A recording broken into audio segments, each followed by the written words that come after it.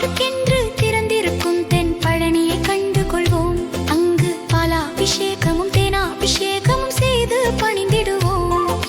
செட்டி முருகன் எனும் பெயர் பெற்றவன் தண்டாயுதம் அல்லவோ, அந்த சித்திரவள்ளியும் சாடையில் மற்றொரு செட்டி மகள் அல்லவோ.